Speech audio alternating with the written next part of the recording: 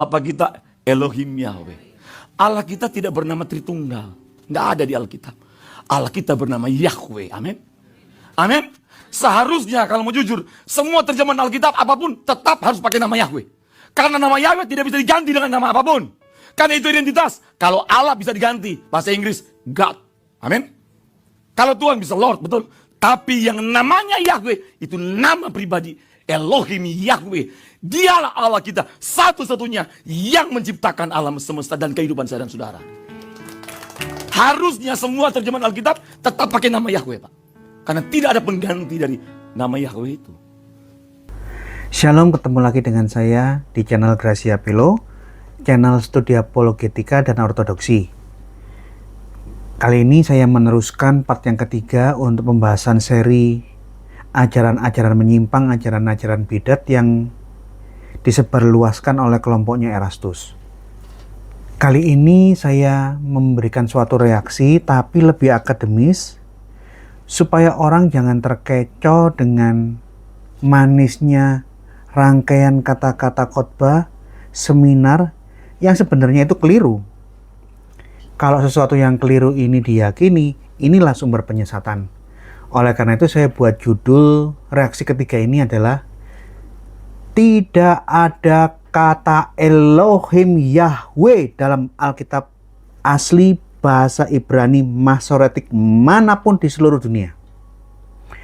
Oleh karena itu, pengikut Erastus Johnny Kilapong yang menyebarkan harus menyebut Elohim Yahweh di semua salinan Alkitab, saya nyatakan sebagai statement pembuka, dia buta huruf Ibrani, dia kurang berpendidikan. Mari kita lihat kutipan khotbah seminarnya atau apa saya kurang tahu mengenai Elohim Yahweh. Yang saya katakan ini ucapan orang yang kurang belajar. Kita dengarkan ya teman-teman. Apa kita Elohim Yahweh. Allah kita tidak bernama Tritunggal. Nggak ada di Alkitab. Allah kita bernama Yahweh. Amin. Amin. Seharusnya kalau mau jujur, semua terjemahan Alkitab apapun tetap harus pakai nama Yahweh. Karena nama Yahweh tidak bisa diganti dengan nama apapun. Karena itu identitas. Kalau Allah bisa diganti, bahasa Inggris God. Amin. Kalau Tuhan bisa Lord, betul. Tapi yang namanya Yahweh itu nama pribadi. Elohim Yahweh. Dialah Allah kita satu-satunya yang menciptakan alam semesta dan kehidupan saya dan saudara. Harusnya semua terjemahan Alkitab tetap pakai nama Yahweh, Pak. Karena tidak ada pengganti dari nama Yahweh itu. Oke, ini yang saya reaksi. Yod-Heh-Vav-He adalah nama diri proper name. Betul. Selain Yod-Heh-Vav-He, nama diri proper name untuk Allah ada banyak. El Roi di Kejadian 16 ayat 13, El Shaddai, El Gibor, El Elyon, macam-macam. Ini proper name, nama pribadi. Lihat, dari kalimatnya dia mengatakan harus dan semua terjemahan wajib menyebut Allah Elohim Yahweh, Allah Yahweh. Saya bingung gereja mana yang mengimani Allah Tritunggal Allah yang Esa mengajarkan bahwa Tritunggal adalah nama diri, nama pribadi Allah. Gereja Katolik tidak pernah mengatakan Tritunggal adalah nama Allah mereka. Gereja Ortodok, GPIB, GKI, para Protestan karismatik tidak pernah mengajarkan nama diri Allah mereka yang mengimani ortodoksi. Nama diri Allah adalah Tritunggal. Ini tidak pernah ada. Jadi yang diserang, yang dimarah-marahi, yang ditolak sama Johnny Kilapong ini siapa? Wong tidak ada wujudnya. Karena Tritunggal itu bukan nama diri, ini adalah formula rumusan iman kita bahwa Allah, firman Allah, roh Allah, Bapa, Putra, Roh Kudus, ketiganya adalah satu. Ini hakikat iman kita, hakikat Allah kita, bukan nama diri. Oleh karena itu apa yang diucapkan Johnny Kilapong ini serangan tuduhan kepada yang tidak pernah ada, tapi diarahkan untuk menyerang kita.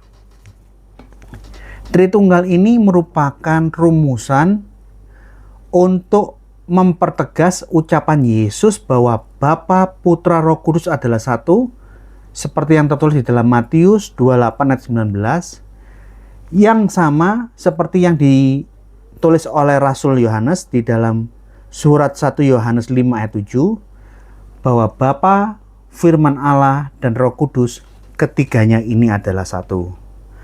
Oleh karena itu, para bapak-bapak gereja mengatakan yang diucapkan Yesus, yang diajarkan Yesus, yang ditulis oleh Rasul Yohanes, inilah yang dibilang Tritunggal, Allah, Firman Allah, Roh Allah, ketiganya ini satu.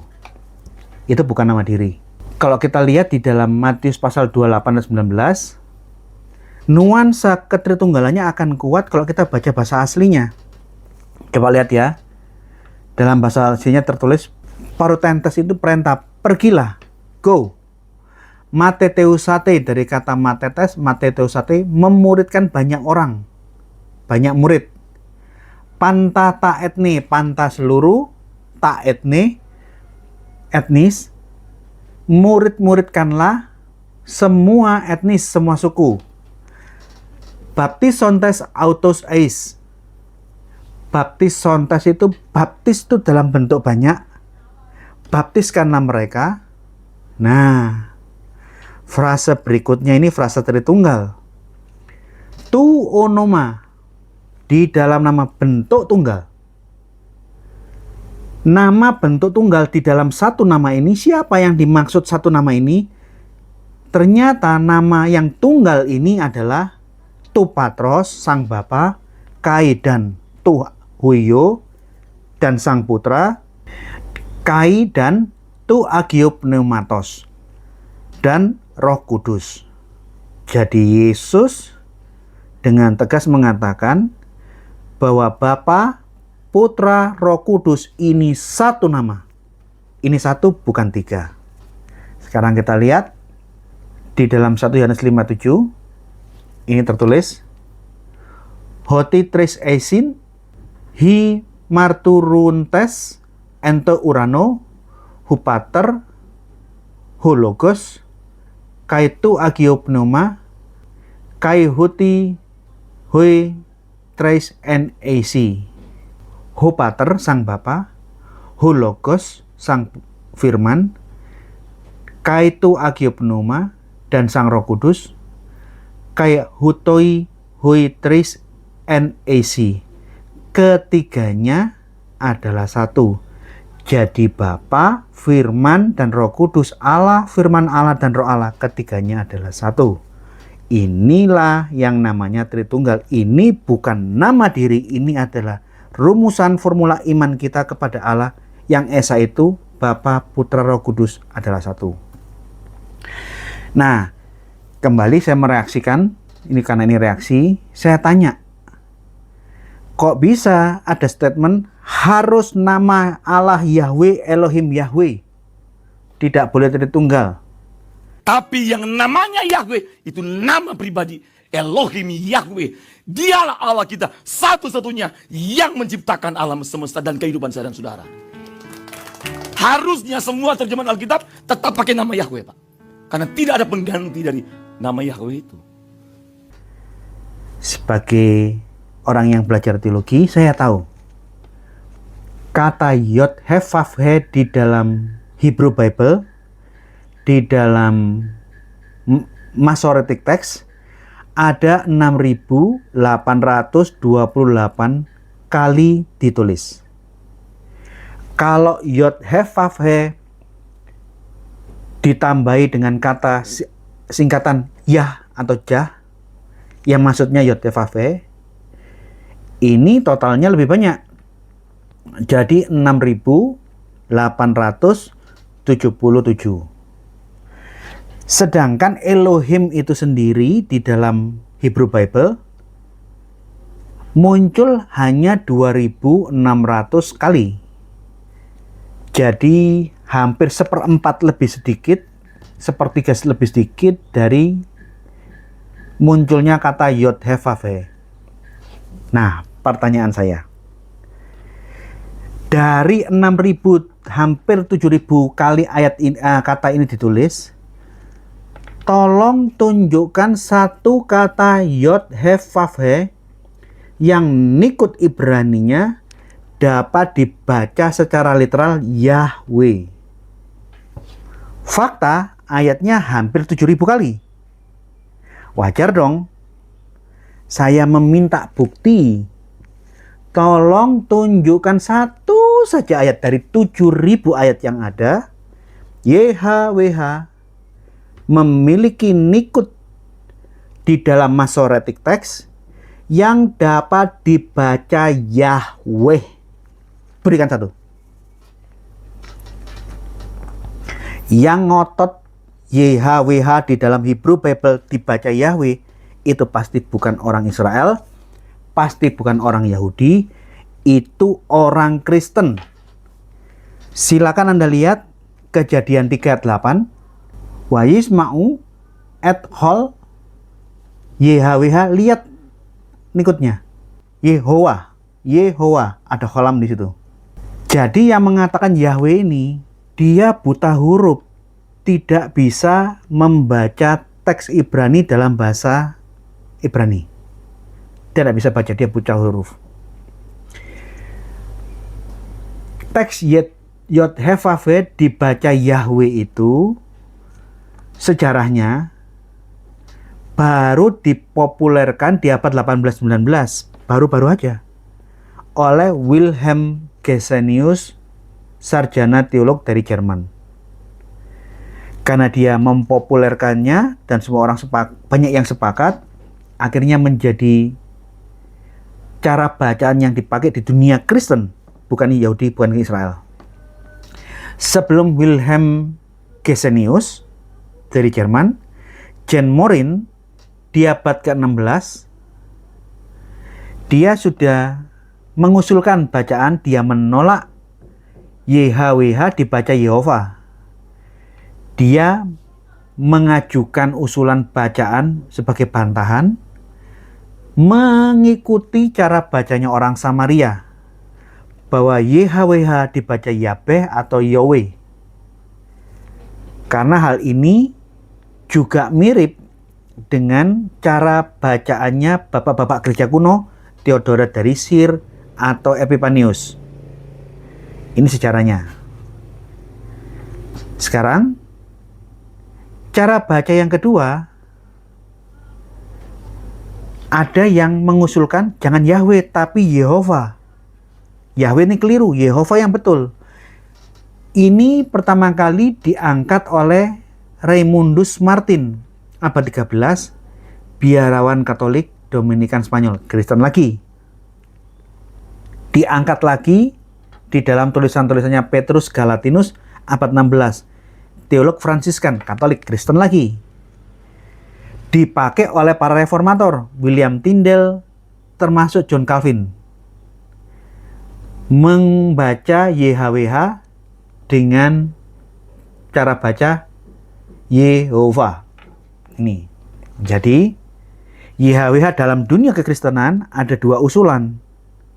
Yang satu Yahweh menolak Yehova, yang satu Yehova menolak Yahweh. Ini sejarahnya seperti itu. Faktanya, YHWH yang asli memang konsonan tanpa vokal. Tapi, argumentasi orang yang ngotot harus Yahweh, karena YHWH itu hanya konsonan, YHWH tanpa vokal, maka bebas dong kita mengatakan Yahweh. What? Yang menulis Ibrani gundul hanya konsonan tanpa vokal, bukan Alkitab kuno. Anda kalau ke Israel, Anda lihat nama restoran, pengumuman, billboard, Anda baca koran majalah di hotel, semua rata-rata ditulis dalam bentuk Ibrani gundul, tidak ada nikut, tidak ada tanda baca. Apakah begitu kita lihat tulisan-tulisan Ibrani gundul di mulai airport, di jalan-jalan, di restoran, di hotel, kita bisa membacanya dengan vokalisasi semaunya sendiri? Saya baca ngawur-ngawur semaunya saya? Tidak bisa. Konsonan tanpa vokalisasi tetap memiliki aturan bacaan tertentu, bukan sembarangan. kalau dibaca dengan vokalisasi semaunya sendiri, itu menjadi tidak bermakna dan menjadi aneh. Mari kita masuk ke dalam aturan cara baca Ibrani. Ketif YHWH, teks YHWH, itu memang bisa dibaca dua model. Varian yang pertama, YHWH, nikut di bawahnya, tertulis Yod ada Zewa, dibaca Y. He, ada holam di atasnya, dibaca Ho. Wow, ada kamat seperti tanda salib, dibaca Wa. Dan He yang terakhir, H yang terakhir, huruf mati. Jadi kalau kita hendak membacanya secara literalis, dari tanda-tanda nikut, varian pertama akan terbaca seakan-akan Yehwa atau Yehova. Jikalau nikutnya tertulis Yehova atau Yehwa, kere cara bacanya bukan Yehova atau Yehwa, tapi Adonai. Ketif Yehwa, Yehova, kere bacaannya, cara membacanya Adonai. Nah sekarang Anda coba contoh lihat di dalam Kejadian 3:14, Wayomer YHWH Elohim.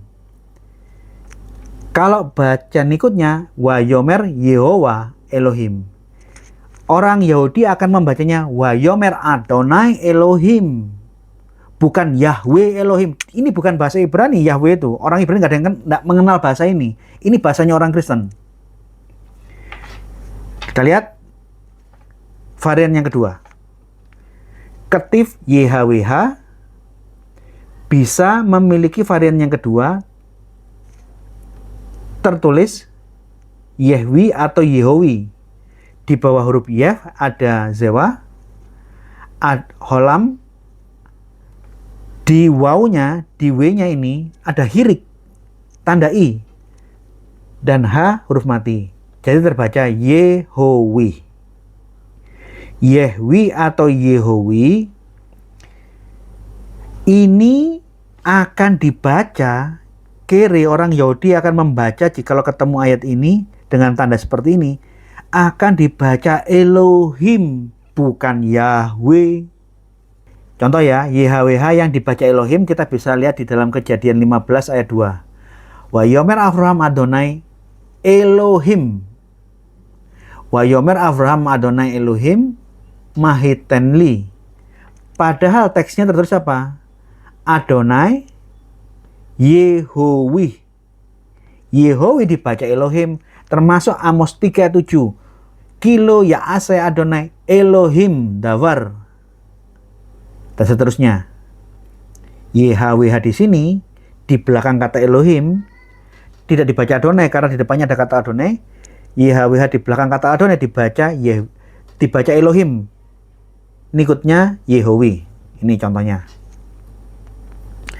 Jadi dari sini saya bisa berikan fakta. Ini fakta, ini bukti, bukan dugaan, bukan asumsi, bahwa pengikutnya Erastus Johnny Kilapong, pertama dia buta huruf, atau mungkin selain kemungkinan pertama buta huruf Ibrani, dia kurang berpendidikan, kurang baca, kurang belajar.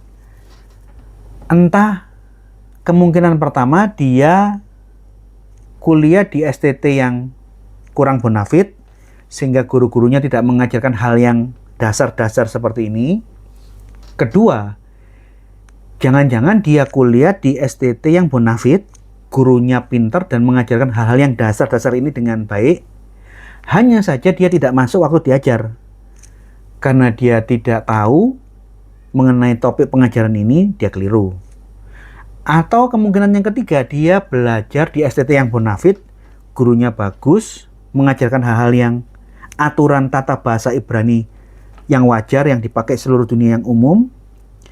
Tapi dia ngotot dengan pola pikirnya sendiri yang keliru. Kebenaran yang diajarkan oleh guru-guru yang bonafit, yang benar-benar sesuai dengan standar tata bahasa Ibrani, dia tolak, dia buat-buat sendiri. Artinya memang dia ya kelompok yang bermasalah. dengan sengaja menolak apa yang benar dan memaksakan kekeliruan dari ketidaktahuannya dia sebagai yang harus diikuti oleh secara umum. Nah, sekarang saya masuk apologetika, fakta yang kedua, evidensia. Yesus dan para rasul bukan orang Samaria. Sehingga argumentasi para teolog-teolog Kristen yang mengatakan kita mengikuti bacanya orang Samaria, Yod He Vav He dibaca Yahweh. Kalau gitu kita baca Yahweh. Ini bukan argumentasi yang bagus. Boleh-boleh saja kamu membacanya dengan cara seperti ini. Tapi fakta yang tidak bisa dibantah siapapun, Yesus dan semua rasul bukan orang Samaria, mereka orang Yahudi yang tidak mengenal cara baca seperti itu. Kedua, di dalam budaya Yahudi tidak ada satu orang Yahudi pun di seluruh dunia yang mengucapkan Yahweh secara lisan dari mulut. Di zaman Yesus bahkan sampai hari ini tidak ada. Karena di dalam budaya Yahudi di zaman Yesus zaman itu, yang boleh mengucapkan kata Yod He Vav He secara lisan dari mulutnya langsung hanya satu orang. Bukan semua orang. Itu adalah imam besar. Dan imam besar ini hanya membacanya apa adanya dari mulut, teks YHWH, satu kali dalam setahun. Saat memimpin ritual Yom Kippur. Setelah ritual Yom Kippur selesai dipimpin di sore hari, imam besar tidak akan mengucapkan kata itu dari mulutnya sampai tahun depan. Setiap kali dia baca teks perjanjian lama, YHWH akan dibaca Adonai atau Elohim menurut aturan ketif dan kiri yang berlaku. Jadi, Yesus pun dari lahir sampai mati, sampai bangkit dan naik ke surga, tidak pernah mengucapkan kata Yahweh. Semua rasul-rasul Yesus yang adalah orang-orang Yahudi, tidak ada yang mengucapkan ngomong Yahweh. Terus, kok aneh kamu mengharuskan penyebutan dan terjemahan dirubah Yahweh? Artinya memang ya repot kalau kita ngomong sama orang yang kurang terpelajar, orang yang kurang baca buku. Ini ciri khas ajaran sesat. Yang keliru, mereka secara getol, ngotot, ini yang harus diberlakukan.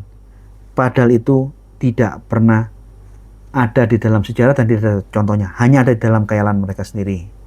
Demikian penutup dari postingan ini.